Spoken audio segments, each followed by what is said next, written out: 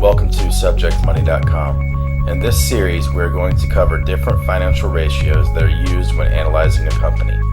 Financial ratios are considered among a large majority of analysts to be the most important element when conducting a financial analysis. Financial ratios can tell you where a company stands compared to its competitors, how efficiently the managers are operating, the overall health of the company, how close it may or may not be to financial distress, and many other factors that you as an investor would want insight on. In this lesson, we're going to be going over many different financial ratios. We will highlight the most important financial ratios and we will show you their strengths and their weaknesses. We will use real-life data by comparing two publicly traded companies that operate in the same industry. We will use data from the most recent annual reports, which contains the financial statements needed from Pier 1 Imports, ticker symbol PIR, and Bed Bath & Beyond, ticker symbol BBBY, to calculate our ratios and to compare the ratios of PIR and BBBY to each other. Generally, ratio analysis is most effective when comparing similar companies that both have similar functions. For example, comparing the financial ratios of a bank with a retail store would be pointless as banks operate in a much different manner than retail stores. Therefore, their ratios are going to be much different. As you can tell, there are many different ratios that can be used when performing a ratio analysis, and these ratios fall in separate categories. The categories of these ratios are liquidity measurement ratios, profitability ratios, debt ratios, operating performance ratios, cash flow indicator ratios, and investment valuation ratios.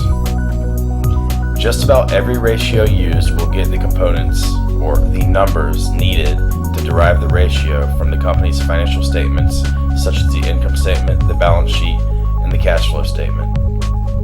So let's go ahead and jump right into this. The first set of ratios that we're going to cover are known as liquidity measurement ratios. Liquidity measurement ratios are ratios that attempt to measure a company's ability to pay off its short-term debt obligations if they were to come due. These measures do this by comparing a company's most liquid assets to its short-term liabilities. In general, the more current assets a company has relative to its short-term liabilities, the more likely it would be able to pay off its short-term liabilities if they were to come due. The liquidity measurement ratios that we're going to cover are the current ratio, the quick ratio, the cash ratio, and the cash conversion cycle. The biggest difference among these ratios is the types of assets used, with some ratios being more conservative than others. The first ratio we're going to cover is a liquidity ratio called the current ratio. The current ratio is a ratio used to determine how well a company could pay off its short-term liabilities with its short-term or current assets. Current assets are cash and other assets that can easily be converted into cash within 12 months. Since current assets can quickly be converted to cash, if a company was required to pay off all of its current obligations, it should be able to convert all current assets into cash in order to meet its short-term obligations. The current ratio can be defined as all current assets divided by all current liabilities. The current ratio above 1 is usually considered good, and anything below 1 is a signal that there may be financial problems on the horizon. Generally, the higher the ratio, the better. However, this may not always be the case. A company could be very conservative by keeping most of its assets liquid in the form of cash. Although cash is important, a company could become so conservative that it does not take advantage of investment opportunities that would require the use of cash.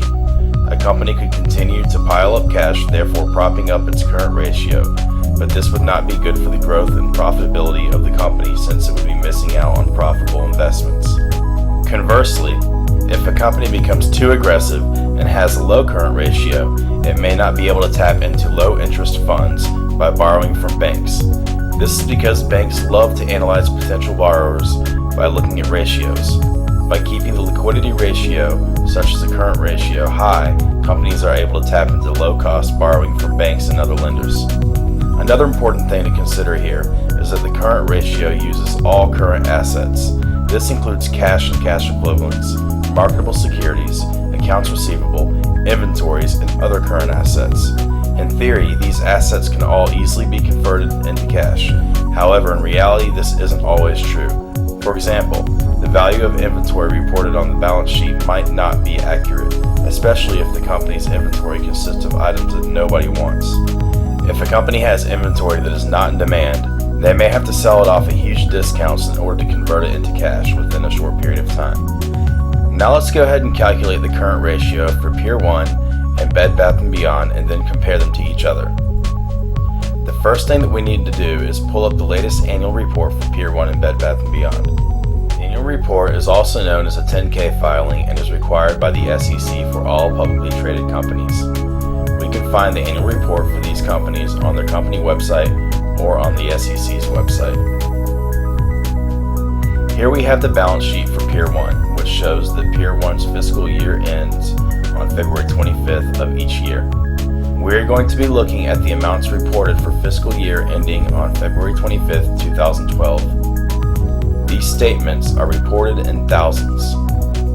As you can see, Pier 1 reported total current assets of $650,314,000 and total current liabilities of $245,388,000. Therefore, the current ratio for Pier 1 is $650,314,000 divided by $245,388 with a ratio of 2.65. Pier 1's current ratio is 2.65. This can be expressed in times or in dollars. It simply states that Pier 1 has 2.65 times current assets as it does current liabilities. You could also say that for every dollar that Pier 1 has in current liabilities, it has $2.65 in current assets.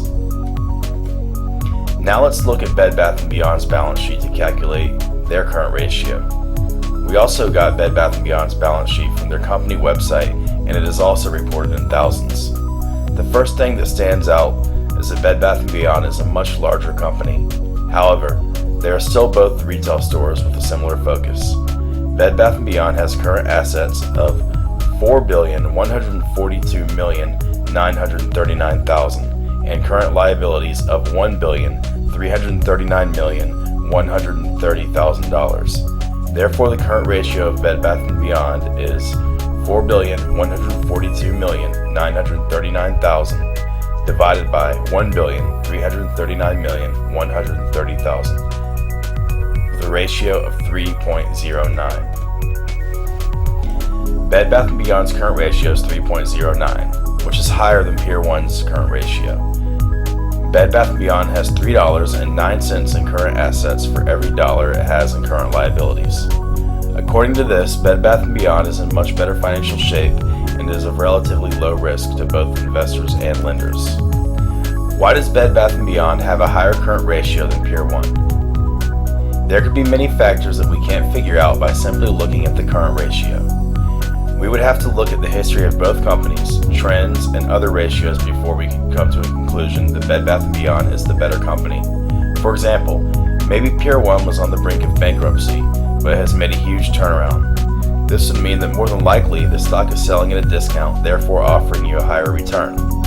However, it could also mean that Pier 1 doesn't manage its money as well as Bed Bath & Beyond does, so there's more risk involved.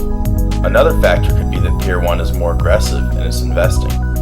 Maybe it has a lot of investment opportunities, which will be good for the investors, so it is putting its cash to use instead of sitting on it.